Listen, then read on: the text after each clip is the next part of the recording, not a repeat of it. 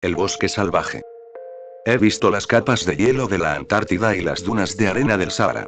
He visto la curva del mundo mientras flotaba en gravedad cero y he sentido el peso aplastante del mar a 120 metros bajo las olas mientras exploraba naufragios desconocidos. 3 ex esposas, 8 hijos reconocidos y ninguno de ellos merece la fortuna que he acumulado. Y, sin embargo, esperan con impaciencia, porque han oído los rumores. Oigo los susurros en los pasillos debajo de mi oficina. Murmullos de cáncer, del tipo malo, del tipo de cáncer al que no se sobrevive. Es cierto, el cáncer de pulmón de células no pequeñas es la principal causa de muerte en los EU. Y acabo de descubrir que lo tengo. Cuando tenía 20 años, mi padre me puso a trabajar para él en la tienda de comestibles de nuestra familia, Walker & Sons. Estaba entusiasmado. La tienda la había fundado mi abuelo y llevaba el apellido de la familia, y mi padre estaba dispuesto a dejarme la iniciativa. En un solo día, vi una demanda que apenas podíamos satisfacer y, cuando puse el cartel de la puerta encerrado, le pregunté a mi padre por qué nunca se había molestado en ampliar. Esta tienda no es cuestión de dinero, afirmó, encorvado sobre un recogedor y un cepillo. Papá construyó esta tienda con sus propias manos para poder mantener y criar a una familia. El dinero puede comprar muchas cosas, pero no te comprará la felicidad, no te comprará el amor y no puede comprarte un buen corazón. Se puso de pie y arqueó la espalda, claramente dolorido. 7 años después, cuando abrió el supermercado número 25 de Walker & Sons, me encontraba en mi yate con un grupo de empresarios y filántropos que se habían convertido en mis amigos. Por primera vez, le había demostrado a mi padre que estaba equivocado. Cuando tenía 30 y tantos años, los supermercados eran solo una pequeña gota en un océano de inversiones, empresas emergentes y emprendimientos. Yo era uno de los súper ricos, el 1% más rico del 1% más rico. En ese momento, podía prometerles que había al menos un artículo, en cualquier habitación, casi en cualquier lugar de los EU. En cuya fabricación, diseño o construcción participaban de alguna manera mis empresas. Fue entonces cuando conocí a Ana y encontré un amor a un precio que demostraría a mi padre que estaba equivocado una segunda vez. En aquel entonces casi me pierdo a mí misma. Ana se pasaba el tiempo cuidando a mis 2 primeros hijos mientras yo me drogaba con todo lo que podía conseguir. Mientras tanto, el dinero nos mantenía juntos. Ella era feliz mientras tuviera una tarjeta de crédito sin límite.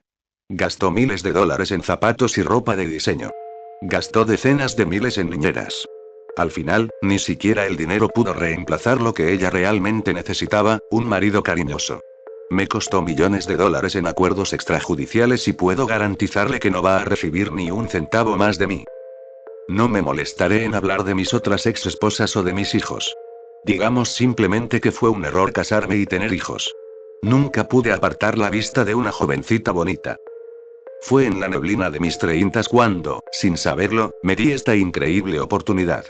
En ese momento, realmente no me importaba. Recuerdo que lo vi como una oportunidad de jugar a ser Dios, y eso es algo que nunca iba a rechazar. En ese momento de mi vida, era raro que tuviera un día sobrio y, cuando por fin superaba la resaca, no era de mucha utilidad para nadie. La carta había estado sobre mi escritorio durante un par de semanas antes de que me decidiera a abrirla. Se las había arreglado para permanecer en la parte superior de la pila porque el hombre que me la había entregado había sido lo suficientemente terco como para insistir en que él la entregara en mano. Esperó afuera durante casi 5 horas. Cuando finalmente lo enviaron a verme, simplemente me entregó la carta y se fue. El contenido describía un proyecto que no se parecía a nada de lo que había oído hablar antes. Pedía una gran cantidad de dinero solo para empezar y luego una suma anual para cubrir los costos de personal e investigación y desarrollo. No podía dársela lo suficientemente rápido. Me conseguí una línea con el jefe de operaciones, Mark Young, y le dije que siempre estaba en la otra línea. Mark compró una gran cantidad de terreno con un bosque exuberante, en una zona que no revelaré, bajo su propio nombre y con una cuenta financiada por mí. Levantó un muro alrededor del perímetro y contrató vigilancia a las 24 horas. No había un solo lugar en el bosque o sus alrededores que no se pudiera ver en ningún momento. Con eso, y una cubierta de árboles lo suficientemente espesa como para evitar que cualquier satélite potencial nos espiara, estábamos a salvo. Se construyó un edificio lo suficientemente grande como para ser una pequeña ciudad. Tenía un centro comercial de alimentos, una peluquería, un pequeño hospital, viviendas para el personal y todo lo que los trabajadores necesitarían en su nuevo hogar, durante el tiempo que durara su contrato. El plan de Mark nunca hubiera podido concretarse sin mí, así que me convertí en su dueño. Entre nosotros, lo llamábamos el bosque. En público, no hablábamos de ello en absoluto. Nadie lo hacía. El personal estaba bien atendido siempre y cuando no hicieran preguntas. Hicimos todo lo posible por mantener las secciones separadas y, en general, todos estaban contentos de guardar sus conocimientos para sí mismos. Nuestro primer paso fue comprar a los huérfanos. Compramos 25 bebés sanos, niños y niñas, de diferentes orfanatos, de diferentes etnias y países.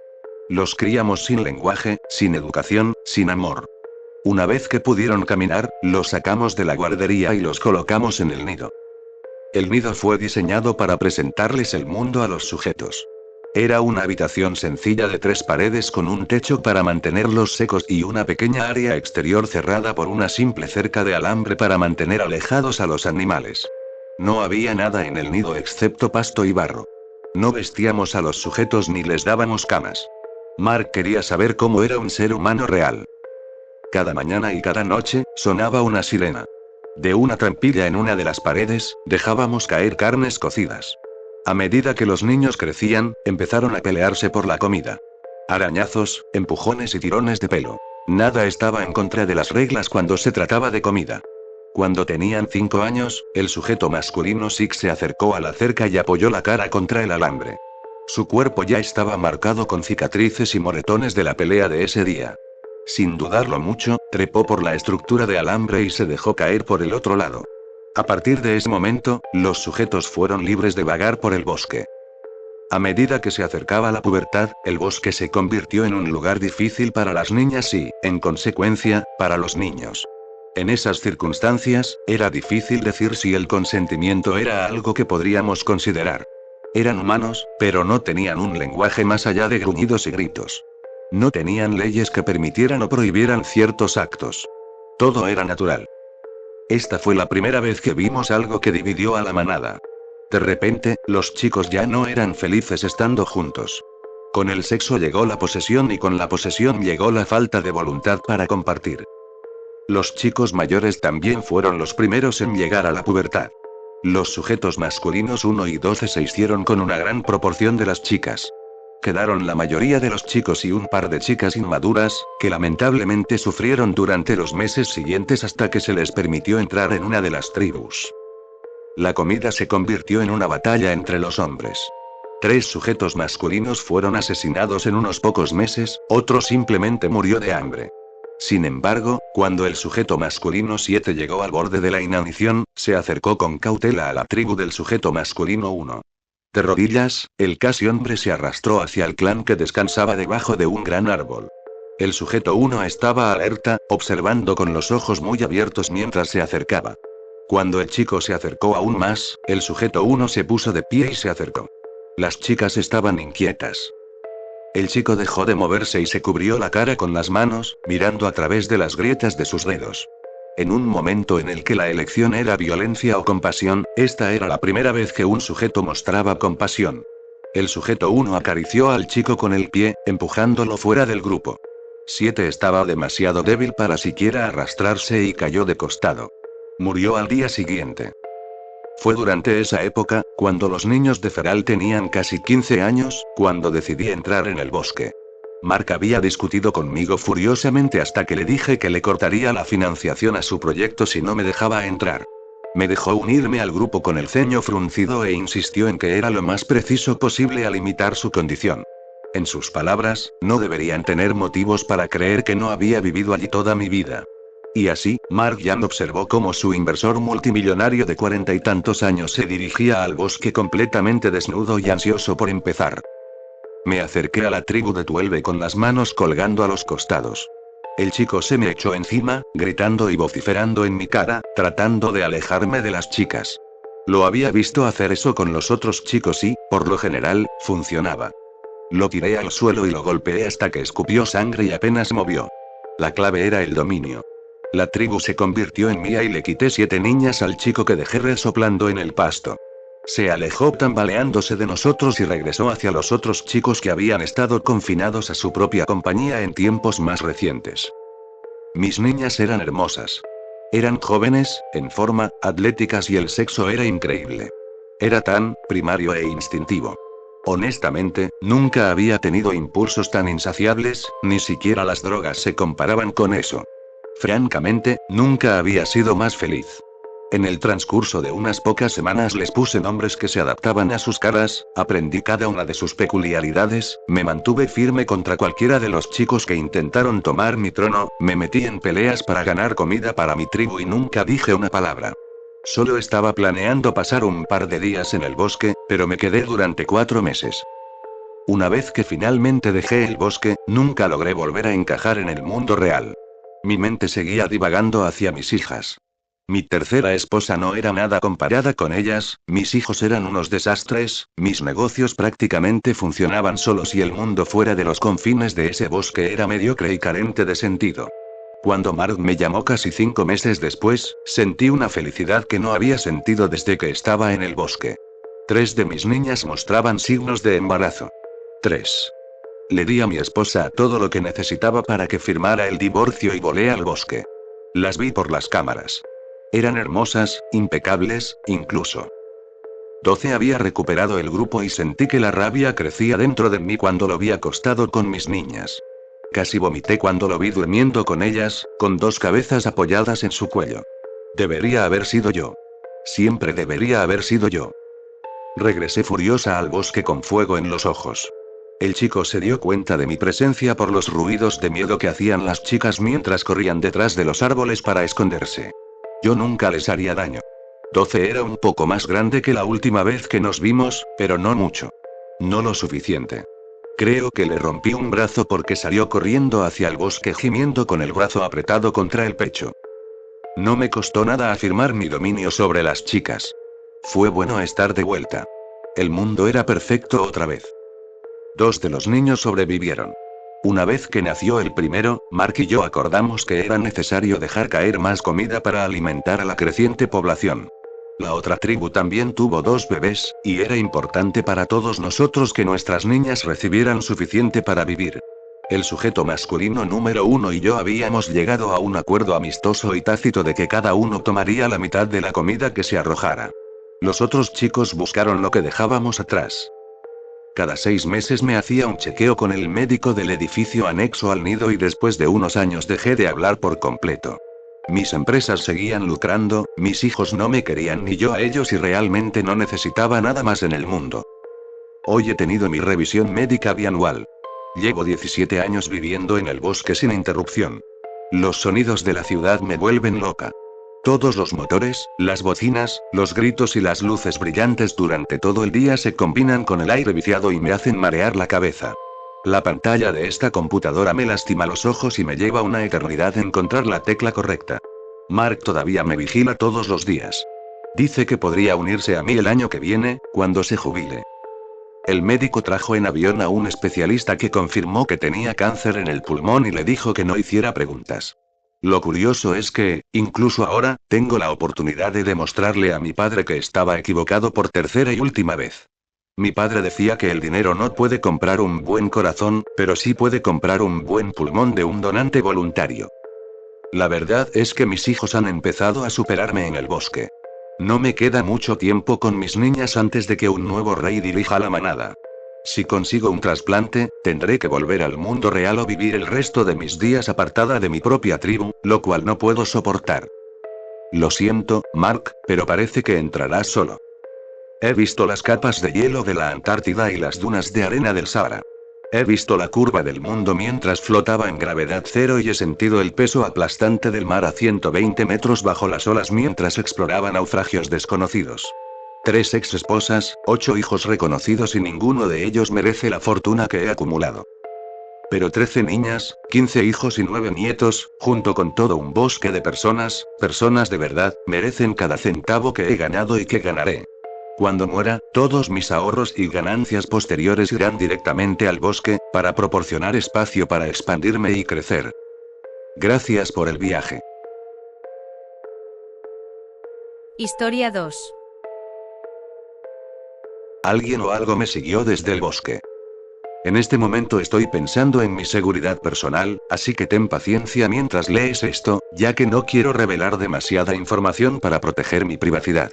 Entenderás por qué estoy actuando de esta manera una vez que hayas leído. Trabajo en una oficina con mucho trabajo, de 9 a 5 durante la semana, lo que puede ser muy estresante, pero también bastante monótono. La misma rutina día tras día a menudo resulta tediosa y me lleva a anhelar una sensación de aventura cuando se trata de los fines de semana, que siempre tengo libres. Muchas veces, este anhelo me lleva a acampar solo. Aparte del trabajo, no tengo otros compromisos en mi vida. No tengo novia, esposa ni hijos, así que los fines de semana son solo míos y no hay nadie cerca que se preocupe por mi ausencia. Considero que acampar es una de mis formas de relajarme. Cuando decido ir, suelo seleccionar un bosque grande al azar en el mapa al que puedo ir y regresar en un fin de semana.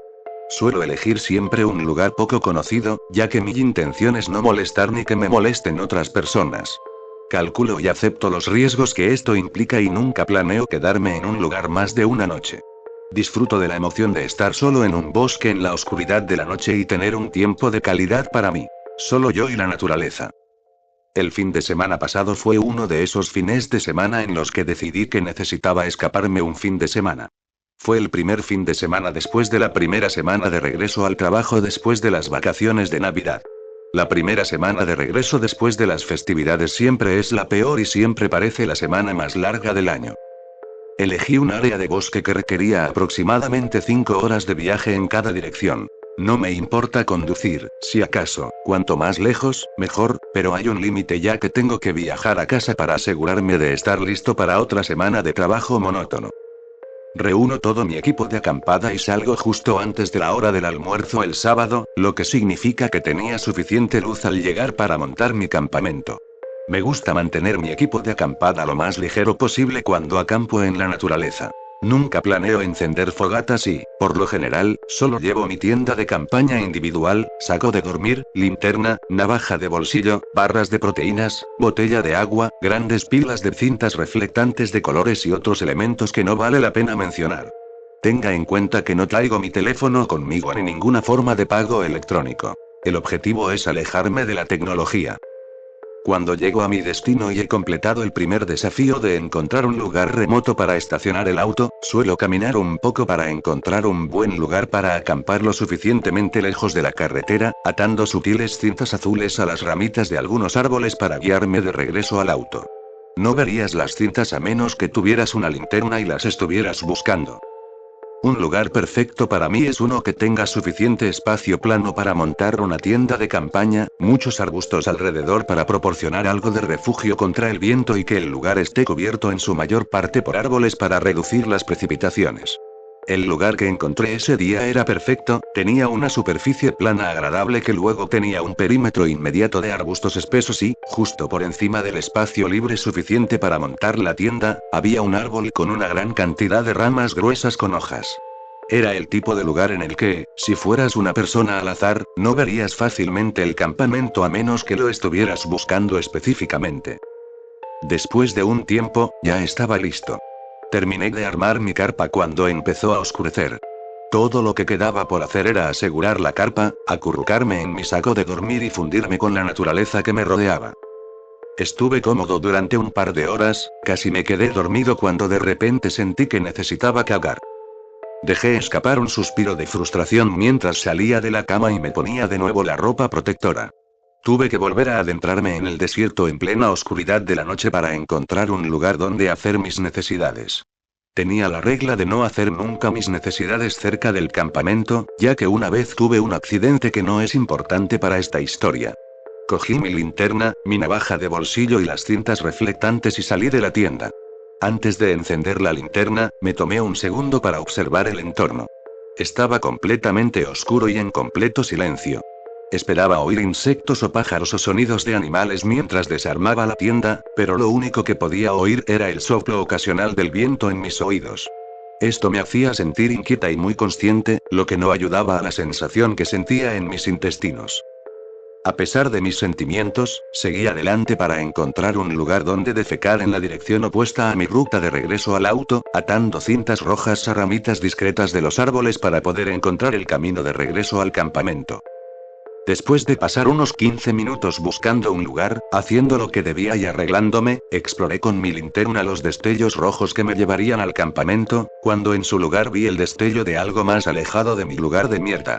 Cuando volví a enfocar mi haz de luz en el lugar, me pareció que había algo metálico más adelante, lo que inmediatamente despertó mi curiosidad y me dio motivos para preocuparme. No debería haber nada metálico tan lejos de la civilización.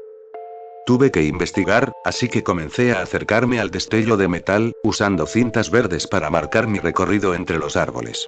A medida que me acercaba al objeto de metal, descubrí que el bosque estaba dando paso a un claro considerable que luego dio paso a una estructura a medida que me acercaba a la fuente del reflejo. Era una cabaña en el bosque. Dejando a un lado los clichés de terror, no parecía una cabaña típica en el bosque. Una gran antena sobresalía del techo de la cabaña hacia el cielo nocturno, elevándose por encima de los árboles cercanos. Parecía que había algún tipo de tecnología importante fijada a la estructura metálica. También había otras antenas que sobresalían de los costados de la cabaña. Me acerqué a la cabaña y de inmediato noté que tenía similitudes con el entorno exterior. Estaba quieto, frío, oscuro y silencioso. Con la cantidad de tecnología instalada en la torre, esperaba que pudiera haber algún hardware informático funcionando desde adentro con algunas luces, pero no parecía que la cabaña estuviera activa. Seguí caminando por la cabina exterior y escudriñé su exterior. Si le quitaras todas las antenas, no tendría ningún aspecto llamativo. Fue entonces cuando me di cuenta de que la puerta de la cabina estaba entreabierta. Me quedé allí y dudé más de lo debido. Bueno, querías algo de aventura. Eché un vistazo rápido al claro y miré rápidamente a los árboles para comprobar que no había nadie en la costa y entré. Lo primero que me llamó la atención fue el polvo. Muchísimo polvo. Ahora me quedaba claro que ese lugar ya no se utilizaba. Teniendo en cuenta la cantidad de tecnología que había instalada en el exterior, el interior era decepcionante. Estaba vacío y solo contenía estanterías de metal sin nada encima. Mientras me iba, decepcionado, vi un documento colgado junto a la puerta. El documento parecía tener 3 partes diferentes. La primera parte tenía símbolos coreanos, la segunda parte tenía números y la tercera parte tenía letras en inglés, o más bien en escritura latina, ordenadas alfabéticamente varias veces. Me pregunté si se trataba de alguna guía de traducción del coreano al inglés y luego me pregunté qué diablos estaba haciendo la escritura coreana aquí. Para su información, no estoy en Corea, vivo en un país donde se habla y escribe en inglés. Debo admitir que estuve tentado de tomar el documento, pero decidí no hacerlo porque solo terminaría en la basura. Cerré la puerta de la cabaña y regresé al campamento por mi lugar de defecación, guiándome por las cintas reflectantes, que desaté a medida que regresaba. Aseguro mi tienda de campaña, me meto de nuevo en el saco de dormir y de repente caigo en un sueño profundo, cansado de la caminata y la exploración extra. Me despierto a la mañana siguiente con un poco de pánico, ya que normalmente no planeo quedarme dormido cuando acampo al aire libre, ya que me gusta estar alerta y escuchar, pero pronto me calmé porque me tomó un minuto darme cuenta de que todavía estaba vivo, todas mis cosas todavía estaban allí y mi tienda todavía estaba segura. Salgo de mi tienda y me tomo un tiempo para recoger todas mis cosas y caminar de regreso a mi auto, desatando todas las cintas de los árboles. Hago todo lo posible para recogerlas todas, pero si no, se biodegradan. Mientras conduzco hasta casa, recuerdo la noche anterior y pienso en la cabaña en el bosque. Pensé en lo peculiar que era que la cabaña estuviera allí. No parecía que estuviera construida para que alguien pudiera quedarse allí, era una cabaña pequeña. Habría dicho que podría haber sido la cabaña de un cazador si no fuera por toda la tecnología de comunicación que sobresalía de ella. Me mantuve ocupado con estos pensamientos durante la mayor parte del viaje de regreso a casa y antes de darme cuenta, 5 horas después, ya estaba de nuevo en mi barrio. Desde el descubrimiento de la cabaña, el resto de la acampada libre transcurrió sin incidentes. Aparqué, recogí mi bolso del coche, lo cerré con llave, me dirigí a la puerta principal y la abrí. Hogar, dulce hogar. Todo estaba como lo había dejado. Justo antes de cruzar el umbral de mi casa, noté algo blanco atado en el suelo. Qué extraño, pensé, los domingos no hay correo. Cogí el objeto y enseguida me di cuenta de algo familiar. Una cinta verde. Una de mis cintas verdes reflectantes. ¿Qué carajo? Desaté la cinta y se desplegó una foto Polaroid. Me la tomaron durmiendo en mi tienda. Justo antes de cagarme por completo, noté algo escrito en la parte inferior de la foto, escritura coreana. La escritura coreana era "Te vemos". Me di cuenta de que había estado en el umbral de mi casa con la puerta abierta de par en par y de repente me sentí muy expuesta y vulnerable, así que entré rápidamente y cerré la puerta con llave. Rápidamente me aseguré de cerrar todas las ventanas, la puerta trasera con llave y todas las persianas. Encontré mi teléfono, ya que lo había dejado arriba, cargué la aplicación Google Translate y seleccioné el modo que traduce en tiempo real a través de la cámara. Cuando lo traduje, el texto en coreano decía "Te vemos". Ha pasado casi una semana desde que esto sucedió y no he podido dejar de pensar en ello. Siento como si me estuvieran vigilando cada vez que salgo por la puerta, pero no ha sucedido nada extraño ni raro. He estado pensando si debería ir a la policía, pero siento que eso solo empeoraría las cosas, así que por el momento he decidido que esto fue solo un bromista sofisticado y que solo actuaré si ocurren más eventos que me preocupen.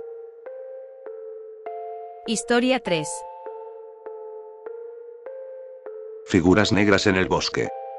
Podía oír el crujido de las ramas bajo mis pies mientras caminaba por el bosque. Los árboles se alzaban amenazadores sobre mí, su follaje bloqueaba la luz de la luna y arrojaba un velo de oscuridad a mi alrededor.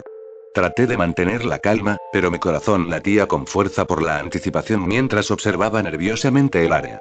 De repente, vi algo con el rabillo del ojo. Una sombra que se movía rápidamente entre dos árboles en la distancia. Me quedé paralizada de miedo mientras la veía alejarse lentamente en la oscuridad y desaparecer de mi vista. Fue entonces cuando empecé a notarlas. Figuras en las sombras, inmóviles como estatuas y observándome desde todas las direcciones con ojos penetrantes. El sudor me corría por la cara mientras retrocedía lentamente, tratando de vigilarlas en todo momento sin llamar la atención. Entonces, sin previo aviso, comenzaron a moverse hacia mí, lentamente al principio y luego cada vez más rápido hasta que corrieron por el suelo hacia mí a una velocidad alarmante. El pánico se apoderó de mí cuando me di la vuelta nerviosamente y empecé a correr para salvar mi vida, sus pisadas resonaban detrás de mí al unísono como un inquietante coro de muerte. Mientras corría, destellos de figuras negras se abrieron paso a través de mi mente. Humanoides altos y delgados con piel pálida que parecía casi translúcida a la luz de la luna. Era como una visión de una pesadilla olvidada. Parecía que pasaron horas antes de que finalmente llegara a un lugar seguro, pero para entonces mis piernas temblaban tanto que apenas podía mantenerme erguido. Entonces, de repente, me di cuenta. Esas figuras negras no me estaban siguiendo. Habían estado persiguiendo algo más, algo que había estado acechando en las sombras al igual que ellos. Un escalofrío me recorrió la espalda cuando me di cuenta de lo que era. Una manada de criaturas salvajes, negras como la noche y completamente silenciosas en la oscuridad. Rápidamente regresé a casa, sin querer volver a poner un pie en ese lugar. Todavía recuerdo aquellas figuras negras en el bosque, sus ojos llenos de un hambre inquietante que me perseguirá por siempre. Había oído rumores de criaturas misteriosas que vivían en las profundidades del bosque, pero nada me había preparado para esto. En los días y semanas que siguieron, todavía podía sentir su presencia flotando en el aire a mi alrededor, como un manto invisible de miedo que se negaba a alejarse de mi lado. Comencé a evitar esa parte del bosque a toda costa, asegurándome de mantener una distancia segura entre mí y esas figuras oscuras. Pero en el fondo, sabía que esto era solo el principio. Si alguna vez quería descubrir qué se escondía realmente en esas sombras, tendría que volver atrás y enfrentar mis miedos. Así que una noche reuní el coraje suficiente para aventurarme una vez más en la oscuridad, esperando contra todo pronóstico salir con vida. A medida que me acercaba lentamente al borde del bosque, comencé a sentir una presencia extraña en el aire que me rodeaba. Una presencia que parecía emanar de esas mismas figuras negras que había visto antes. Podía sentir mi corazón latir con fuerza mientras emergían lentamente de las sombras, su piel pálida brillando a la luz de la luna y sus ojos mirándome directamente con un hambre amenazante. Parecían estar esperando algo, casi como si quisieran que me uniera a ellos en su búsqueda de lo que sea que acechaba más allá de los árboles. Estaba tan asustado que apenas podía hablar, pero finalmente logré reunir el coraje suficiente para dar unos pasos tentativos hacia adelante. De alguna manera me sentí atraído hacia ellos como una polilla hacia la llama. Y fue entonces cuando sucedió. De repente, como una especie de orden silenciosa, todos comenzaron a correr hacia la oscuridad y desaparecieron de la vista. Parecían guiarme a alguna parte, pero con cada paso que daba, mi miedo se hacía más y más fuerte y mi coraje comenzó a flaquear. Finalmente llegamos a nuestro destino. Una vieja cabaña abandonada en lo profundo del bosque. Sin previo aviso, se detuvieron en seco y comenzaron a dar vueltas en torno a ella en silencio y como depredadores que acechan a su presa. De repente, uno de ellos dio un paso adelante hacia mí y señaló la puerta de la cabaña. Era casi como si me estuviera pidiendo permiso para entrar. Mi corazón latía tan fuerte que pensé que se me iba a salir del pecho. Pero antes de que pudiera moverme o incluso pensar en lo que estaba sucediendo, todos desaparecieron en el aire. Dejado solo en la oscuridad total, di un paso adelante con cautela y abrí la puerta, solo para encontrarme cara a cara con lo que parecía ser una antigua cámara ritual llena de docenas de figuras negras que vestían capas con capucha. El pánico se apoderó de mí cuando todos se dieron vuelta para mirarme a la vez. Mis piernas se sentían como gelatina mientras avanzaban lentamente hacia mí. ¿Iban a lastimarme? ¿Iban a matarme? Antes de que me diera cuenta, uno de ellos me había agarrado del brazo. Lo tenía firmemente agarrado, pero su tacto se sentía extrañamente cálido y reconfortante, casi como si no quisiera nada más que yo entendiera algo importante. De repente, se quitó la capucha revelando su rostro. Era un hombre de mediana edad con ojos amables y un aire de sabiduría a su alrededor, e inmediatamente mi miedo comenzó a disminuir. Habló con una voz suave que parecía extrañamente familiar. No estás a salvo aquí, niña, dijo. Estas son fuerzas oscuras trabajando aquí, fuerzas que no entiendes, así que por favor vete a casa ahora. Luego soltó mi brazo, casi como si supiera que sus palabras habían sido entendidas, antes de darse la vuelta y reunirse con sus compañeros, quienes luego desaparecieron rápidamente en el aire sin decir otra palabra. Me quedé allí durante lo que parecieron horas hasta que finalmente reuní la fuerza suficiente dentro de mí y tropecé en casa, sacudido pero de alguna manera tranquilizado por este misterioso encuentro. Cuando llegó la mañana, fue como si nada hubiera pasado, todo parecía perfectamente normal de nuevo, pero en el fondo algo había cambiado para siempre. Desde entonces, cada vez que la noche llamaba, sin importar cuán asustado o cansado estuviera, no podía evitar sentirme atraído nuevamente hacia esos bosques, esperando contra toda esperanza encontrar respuestas escondidas entre esas figuras negras siempre presentes. Entonces, cada noche partí una vez más hacia la oscuridad esperando que esta vez saliera con vida. Poco a poco comencé a comprender más sobre esos seres misteriosos, cómo se mueven juntos al unísono como un ejército que protege algo oculto detrás de esos árboles. Sin embargo, cada vez que me acerco lo suficiente, sigo sin poder descifrar qué es lo que estos protectores encapuchados intentan tan desesperadamente mantener alejado de las miradas indiscretas. Pero entonces, una noche, después de meses de búsqueda, algo sucede. Una figura se separa de las demás. Como si me hiciera señas para que me acercara, comienza a alejarse de ellas. Unos momentos después, nos detenemos ante un árbol antiguo rodeado de una espesa niebla. Aparta las pesadas ramas y revela lo que parece una entrada. Sin pensarlo dos veces, entro. Dentro hay una cámara subterránea llena de estatuas que representan muchas criaturas extrañas. De repente, todo se vuelve claro. Estas criaturas han estado protegiendo algo oculto de nosotros los humanos durante siglos. Justo cuando me doy la vuelta para irme, la figura me detiene. Su mirada permanece fija en la mía durante lo que parece una eternidad hasta que finalmente dice: este lugar no es para los de tu especie. Dijo: es mejor que te vayas ahora. Intenté entrar, pero me empujó con fuerza y la entrada se cerró. Lo intenté con todas mis fuerzas, pero no fue posible. Tuve que regresar a mi casa, pero los encontraré nuevamente.